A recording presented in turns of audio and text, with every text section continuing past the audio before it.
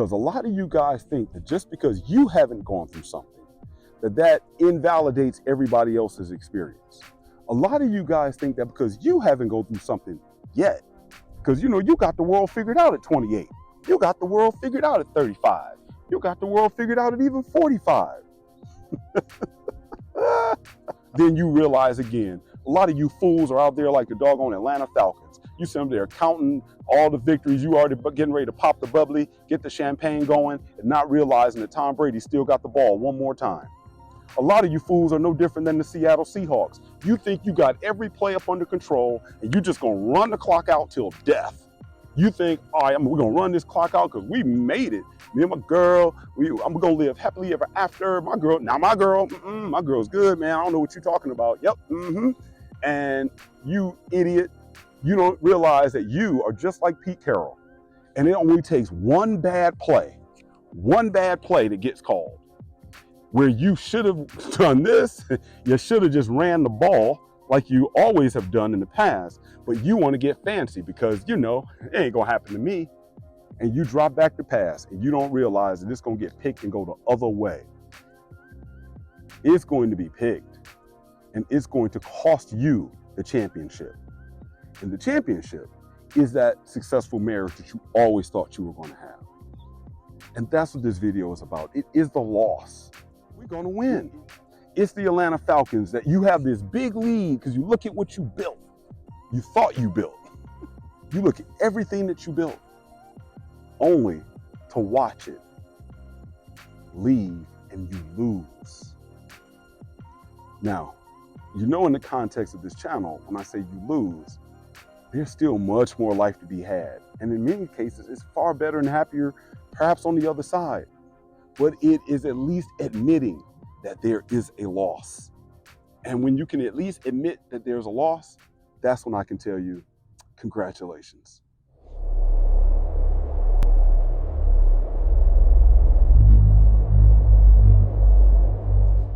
What's going on, man? I'm coming at y'all from a beautiful park here in downtown Phoenix. I didn't actually plan on necessarily recording today. I always keep my mic just in case. But I'm running early for a doctor's appointment.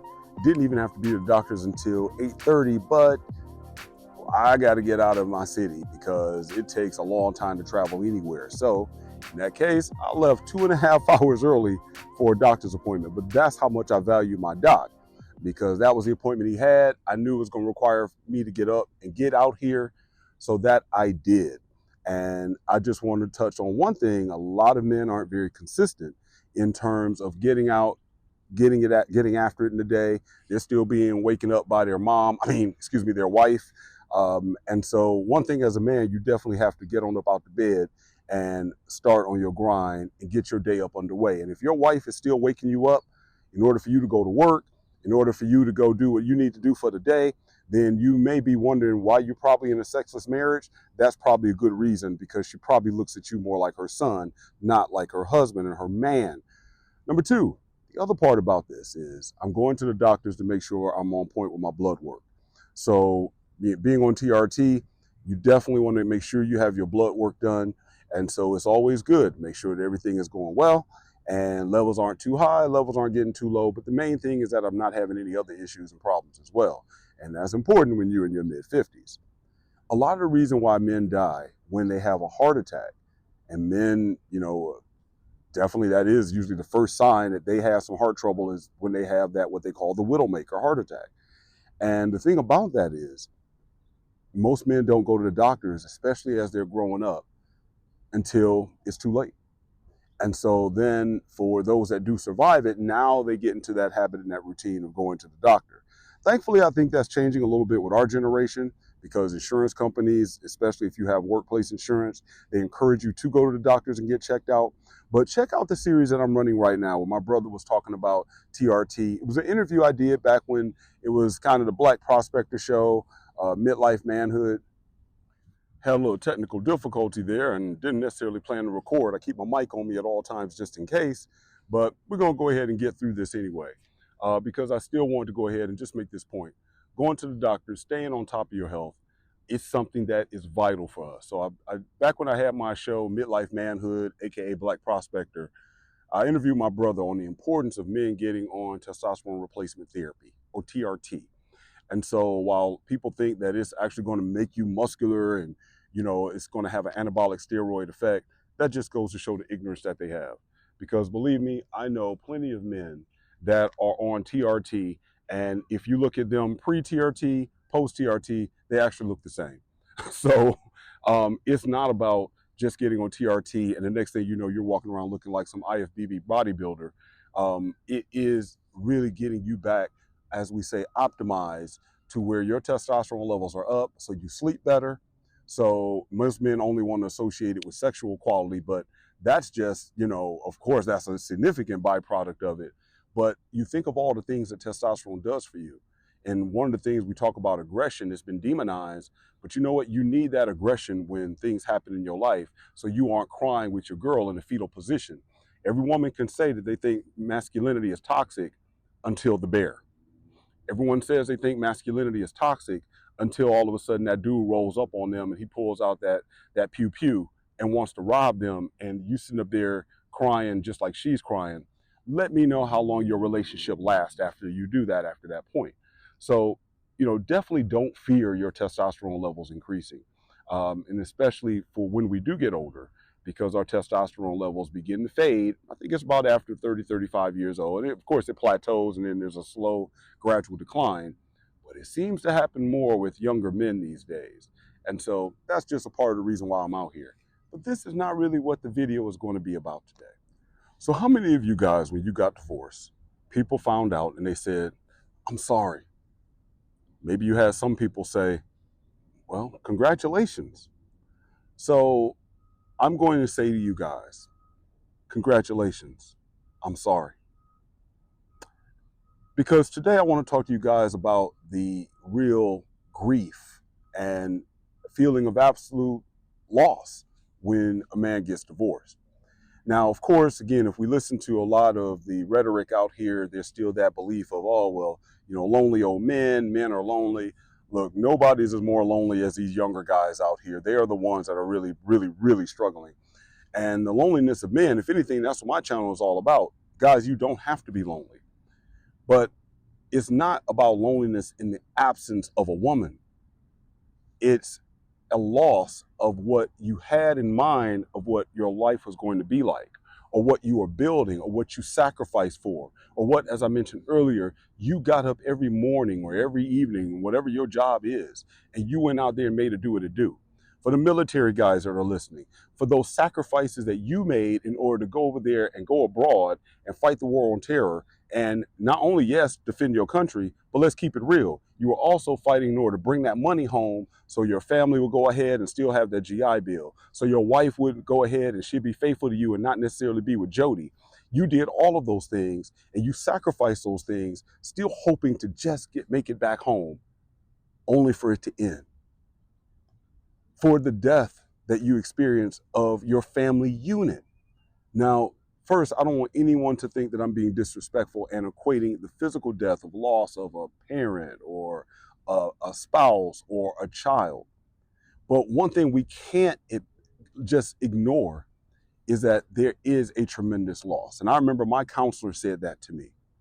And what she described was, you're going to go through those same phases of grief, just as what is experienced when a person dies in your life. Because number one, you have to deal with the death of your marriage. Number two, you also have to deal with the loss of your children. Now, I have a video right now that I just posted in a roundtable discussion with Eddie and with Derek, where we talk about some of the struggles of being a newly divorced father. And first, what's the impact with your children? And then secondly, also, how do you go on even dating a woman with children? And of course, that's down the road. But before you can even start dating a woman with children, you need to work through the loss of the relationship with your own children. Now, everyone wants to talk about the ideal. Everyone wants to go ahead and say, oh, but I know a guy who, still takes vacations with his ex-wife and, his kids still come and the daughter make him milk and cookies and et cetera, et cetera. Sorry, y'all, I get car ADD. I think that's a Mustang way out in the distance actually roaring like that. He definitely changed his active exhaust and took that off, that's for sure. But anyway, So Black, what is that? But the main point is, people act as though um, the exception is actually the rule. For the fact is, again, statistically, most men are going to lose custody of their kids. And if you are a man that wants to get up every day and go, get your kids out to school, or if you are a man that is accustomed to tucking your kids in bed every night, you now have to deal with that loss. You may have had in your mind that this is going to go on for the rest of my life, and eventually I'm going to walk down the aisleway with my daughter. I'm going to hand her over to this great guy that, because she chose a great guy based on a great marriage that she saw me and her mom had. And, then you are going to go ahead, you're going to take your son to college, and, he's going to get married, and, they're all going to come over and have great dinners, especially Black folks like they used to do at Big Mama House back in the day. It's going to be great. And then you learn all of that is now gone. That is the loss that you experience. That is a very similar loss to a loss of a loved one in terms of how you process that and go through those stages. Now, you want to know the worst part about what I just said? As I told my kids all their life, don't nobody care about you. Don't nobody care about you. And that's why I'm saying I'm sorry. Because what I mean by that is, and there have been others who have spoken about this, and I've watched this happen firsthand for many years as a person who was in the evangelical church all of his life. There are various support mechanisms in place for a woman when divorce takes place. There are not the same mechanisms in place for a man who is getting divorced. First of all, let's keep it 100. Do you think that a lot of those dudes in church, including the pastor, wants to see a nice single guy inside the congregation? No, it's not like what Paul said, where they should be rejoicing because now this man can dedicate himself full time to the Lord. No, folks begin to close ranks a little bit. And I'll never forget my boy Rob, who passed away 10 years ago. Rob used to make a point that, he said, Dev, sometimes we go to church, and especially if we go to church that has a different ethnicity than we are, you'll walk in, you sit on that pew, and it's almost like sitting on the airplane and you sit next to a guy's wife. He's like, oh, wait a minute, honey, I'll sit there. And a lot of the guys go into the church pew and they see you sitting there at the end, and it's you and your family over here. And his wife gets ready to walk in, sit next to you, and he's like, pulls him over. He'll sit next to the guy.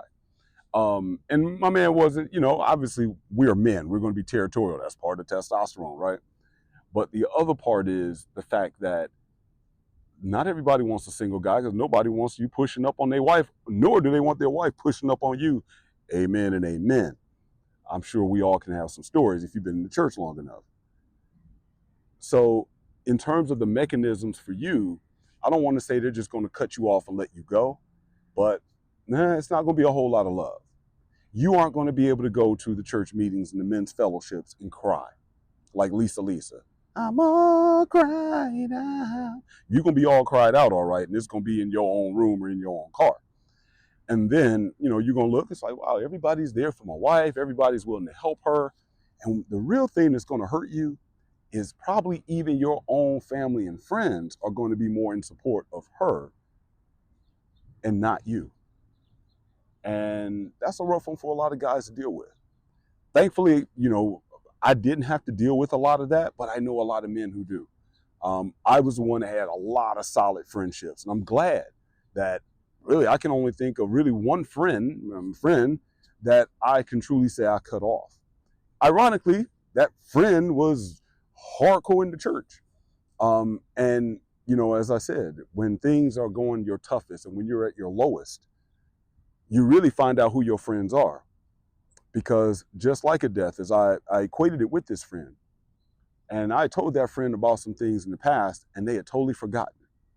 And I said, man, this is almost the equivalent of me telling you my mother died, and then you calling me a year later and said, man, I was wondering why I didn't hear from you. When did your mother die? And you're like, if we were like that, how could you forget that information? That's why a lot of times when folks tell you that they're going to pray for you, that prayer lasted about the length of time that they were on that toilet. And that was probably about it. So guys, I'm definitely sorry. I'm definitely sorry. I'm sorry for your loss. And most people aren't going to tell you that. And they aren't really sorry for your loss in terms of what you're dealing with and what you may end up going through with being divorced. Because most people aren't even going to acknowledge that that's really the painful part. They are more sorry about, we'll say, the institution of marriage and what it means for them. Because if you get out, let's say you are the one that divorces your wife, or even if you are the one, well, I'm going to have to really probably speak to that 30% of men that may divorce their wife. If you're the one that divorces your wife, you're probably going to be seen as you're only doing it to go out here and get some strange. And that in and of itself just really goes to show, again, the stigma that's going to be around you leaving. And you're going to be probably told a whole lot of things and what you're breaking up and what you're doing. And now you have to remember, you are triggering up things in people themselves that they may not be ready to handle. People are suffering still at 50, 60, 70, 80 years old, and they're still dealing with the traumatic loss that they experienced when they were a child. They are still dealing with the traumatic death that happened in their family. And it wasn't a physical death, it was a death that happened in their childhood where their mother and father separated. And so the person that they thought they would end up being in life, they say, I didn't end up being that person because of my parents going this way. If my parents would have stayed together, then maybe I would have turned out like this in my life. Maybe this could have happened in my life. But because of that death that took place, I'm traumatized and I've never gotten through that. And so they then see, and that what you're doing, especially if you're the one leaving, and they're going to go right back to that childhood that they were in, and they now go back and say, I don't want that for anybody's child because I know that impact of that death that happened on me. But again, I can probably almost guarantee you that the people that will approach you and maybe say some of those things and have some of those sentiments are also the very people that I would equate to the folks that when you're caring for a relative and, with Alzheimer's, let's say, or cancer relative, and you're staying with them the whole time while they're dying. And then all of a sudden that person comes to visit, or maybe they don't even come around until the funeral. And then they show up and they're like, well, I came and I looked around and, why, I think maybe you should have did a little bit more. Did you think about this? And did you consider doing that? And you like, fool, where were you every day when I was going through this? But you coming around now all of a sudden want to give advice? As my brother said, you want to be now the good idea fairy? And you want to talk and be like, brother, we're gonna pray that the Lord gives you guidance. Obviously, the Lord didn't give you too much guidance for you to say that stupid mess that came out of your mouth. Sounded like one of Job's friends. But that's what people do. And that's how they comfort you. Because now something has been triggered inside of them. And all they know is trying to be able to speak out of their own pain. But you can't take that and internalize it as yours because you are grieving at the same time as well. And give yourself that time to process and give yourself that time to grieve. When I talk to some guys now, I really see myself. And I guess that's why it is a bit therapeutic for me. And so what's really interesting is I remember going to my counselor and walking in sometimes and just me being me. I'm going in and she's like, how you doing? And as soon as I go in, I'm just like, blah, blah, blah, blah, blah, blah, blah, blah, blah. And she'll just be looking at me. And then she'll go,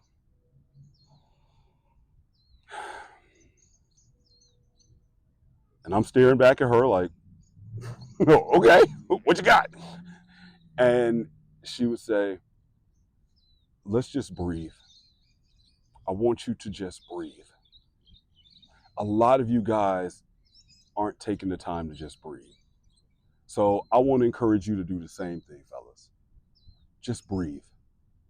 Just pull back and just breathe.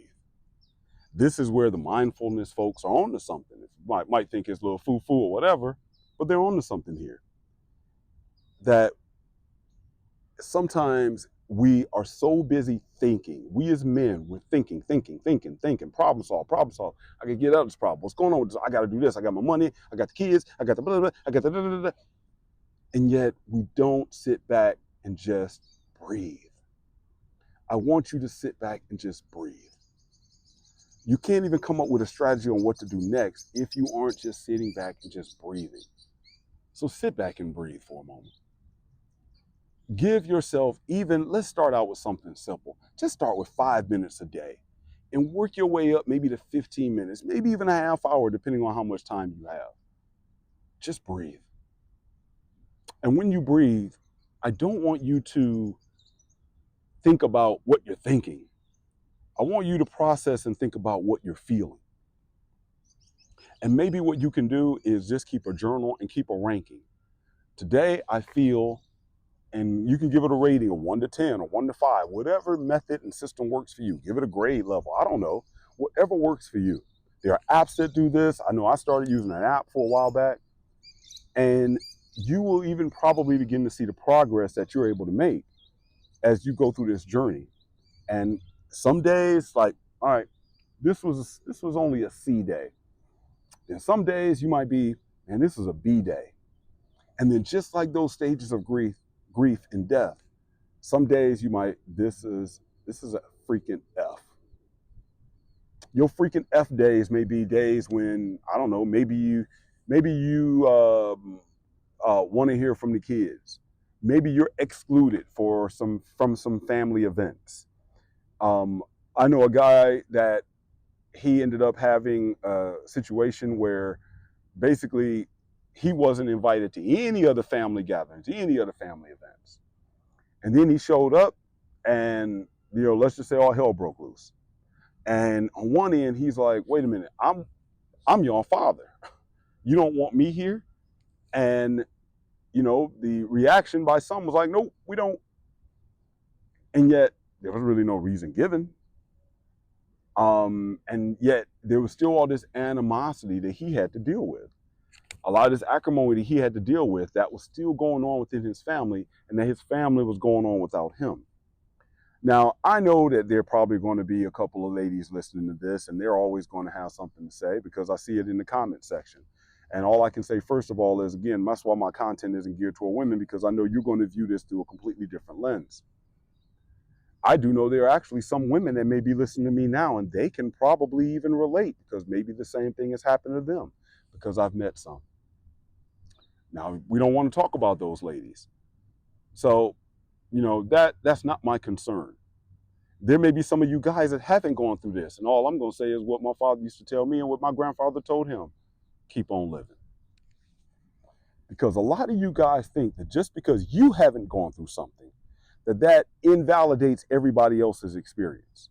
A lot of you guys think that because you haven't gone through something yet, because you got the world figured out at 28, you got the world figured out at 35, you got the world figured out at even 45.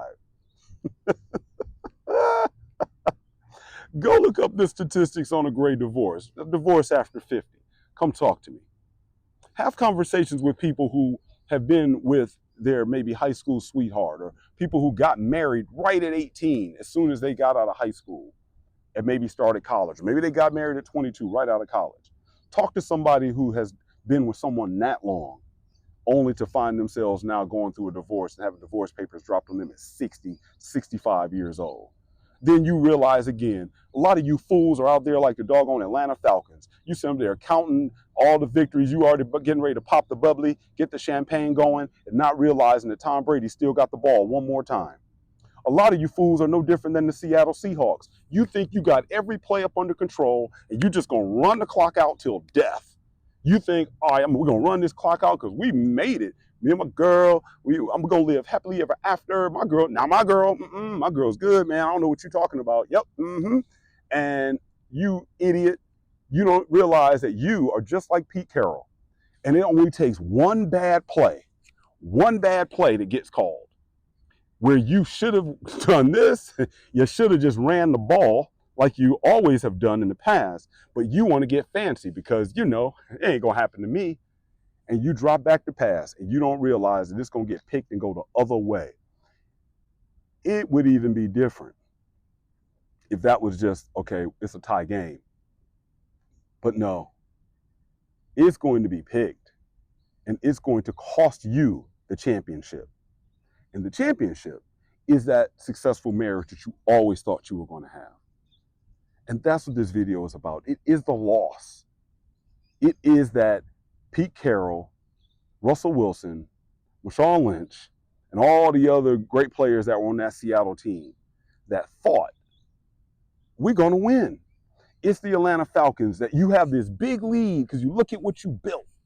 You thought you built. Meaning, and when I say you built, that doesn't negate any efforts by the wife. That's not what I'm saying. I mean, you built, if you were the proper leader in your home, you look at everything that you built only to watch it leave and you lose. Now, you know, in the context of this channel, when I say you lose, there's still much more life to be had. And in many cases, it's far better and happier, perhaps on the other side. But it is at least admitting that there is a loss. And when you can at least admit that there's a loss, that's when I can tell you, congratulations. So what's the congratulations? Well, the congratulations is that you survived. And now you get to, we talk about, that was kind of something in the recalibration stage. Now you get into the chance that you get it to reform. You get to rebuild before you get to thrive. And so now you're going to have to get things together. And you deal with the fact that you've had this loss. For me, I grieved about my loss. I mean, I knew my marriage was going to end approximately 8 years before it did. And so I went through that whole grieving period while I'm in it. Nobody else knew, but I knew. And so even though I tried to relay that to the kids that, you know, things are going to probably be a little different. And I started making decisions understanding that that was likely going to take place. I'm a scenario planner, so it's not a black and white issue for me. That's not how I operate. It's more of a, okay, this is the scenario. There's a 70% likelihood here, a 20% likelihood there, and a 10% likelihood. And as time went on, I just watched the scenario shift, and I had a plan of action regardless of how the scenario went. And I'm glad I did. And that's the part that for some of you, I can say, congratulations. You might operate the same way, and you can recover out of this. You can recover financially.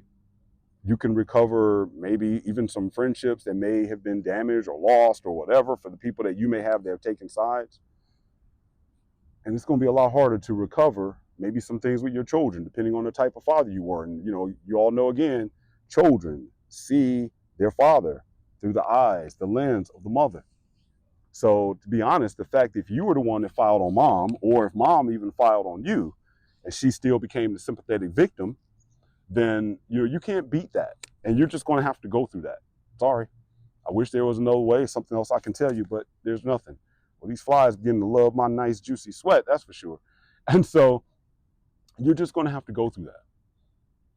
But, you know, as I experienced with one of my sons, and I've told him, and I think I might have shared this before, the goal is for God to allow me to live just as it has been with my oldest son.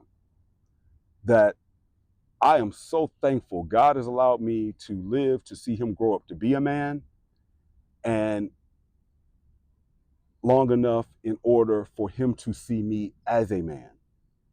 And for a lot of you, depending on the age of your kids, I'm going to be honest, it might not matter whether your kids are in their 20s or whether they're 12. The fact of the matter is they are dealing with the loss that happened for them as well. And so your 20-year-old might be dealing with this the same way that a 12-year-old might be dealing with it. You might think like, yeah, but you're older. Don't you understand? You may be married, or you may have a girlfriend or boyfriend, or, you know, you're dating, you living your life, might have moved out. But they're still suffering from that loss in the family as well. And kids have a very interesting dynamic, because on one end it's, Dad, I do what I want to do, but you don't tell me what to do, but I still have expectations about what you're supposed to do. And as another friend of mine reminded me earlier, he said, Dev, man, yes, our kids would rather see us miserable as long as mom and daddy are still together, no matter how old they are. And I always say that's until they probably go ahead and get married themselves, or until they start having marital problems. And so the kids are going through their struggles with it. And yes, we have to understand that. But here's the other congratulations part. Your kids and your friends and everyone that you're involved with have to also be able to see you as a man. And part of seeing you as a man is seeing you as a man that conquers and moves on to that thriving stage. Part of seeing you as a man is seeing that you are a man, that you live your life because you know there are no do-overs. Now, unless maybe you believe in reincarnation, maybe you believe that after this is it. Most of the people that I know, they would say, well, we believe after this, then it's the judgment and you're gone. So you don't get any do-overs. So then the question becomes, well, if you truly believe in your theological position that after you die, there is no coming back, this is it, then why in the world would you want me to live the rest of my life as if I have time to get things right a second time? But nobody thinks of it that way. Why? Because again, they're only speaking from where they are at. They don't want to experience loss. And so you are a consequence of that. I want you to hurt so I don't have to experience a loss. Or again, as I said, with some of the older people that you may end up talking to that have experienced this previously, or you might even somebody your age, they might have had parents divorced. They don't want that to be triggered in them. Nobody wants any kind of discomfort. And that's the key thing. And so in conclusion, I still want to say congratulations. And we'll do a video in the future on the thriving aspect of it. Right now, the recalibration is understanding that you've taken a loss and it hurts. The recalibration is understanding that yes, your relationship with your kids is going to change and that hurts. The recalibration stage of the game is understanding that you may now even be a distance from your kids. You may end up going back and forth to court. The recalibration to even be the financial part I didn't even get into of now you went from, wow, I take care of my kids and now court is making me pay child support. And you may feel that that's unfair depending on the amount or what you have to pay. And that hurts. But the biggest hurt is I had this feeling that my family was going to go on forever. I was going to live happily ever after with my beautiful wife of my youth. And that's not going to happen. And my heart especially goes out to guys who are having divorce papers put on them because they did not go into the game anticipating that. That was not something that they anticipated. And it turned out it's now happened. But I will still say congratulations if you've made it. I can help you in that congratulations stage. Definitely reach out to me. My email will be in the description, so feel free to reach out and let me know. And I will be certainly happy to help you walk through some of these stages. Because the congratulations part is, as this morning is out here, and it's a beautiful morning, if you got up today, there's a reason to celebrate. You can make it out of this, even though it feels like it's going to be too hard to do so. So that's the congratulations. Sometimes we just got to start with the small things. Begin to be conscious, begin to think about how you're feeling. Don't not just what you're thinking, get out your head. Think about how you're feeling and start moving away, but allow yourself to just have some peace, get some tranquility, and go through these stages of grief. And as you do that, you're going to find yourself coming out. This is why it's the Iron Father. You find yourself coming out, being forged much stronger. But it's going to be hard initially. Gotta tell you, it's going to be hard, but you can do it. If you like the video, please like and subscribe, and definitely send it to another guy. Ladies, for those of you who at least kind of get it. And another thing I realize is, got to throw this in. I know ladies don't get this when it comes to me talking about somebody that they might think about their husband. But you know, a lot of the women that I do find that I talk to that understand, because they go through their stages of grief as well, obviously, if they're getting divorced. But I found that a lot of ladies understand when it's their son going through it and they're watching him.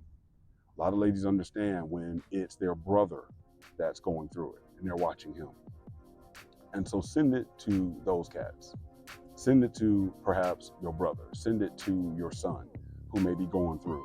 Because you may be a woman that you're like, I don't quite get it, but I know what you're experiencing is different from what I experienced as mom. And of course, guys, feel free to share it. So until next time, definitely let me know what you think in the comments below. How did you process it? Was it, for those of you who may have lost a parent or a child, what similarities of, if you also got divorced, what were the similarities in there as you went through those stages? And as the days ended up going on. How did you feel? And also, what kind of reaction did you often get from other people? Did you find yourself maybe getting certain reactions of people who didn't really understand? Let me know in the comments below. And until next time, look forward to hollering at y'all again.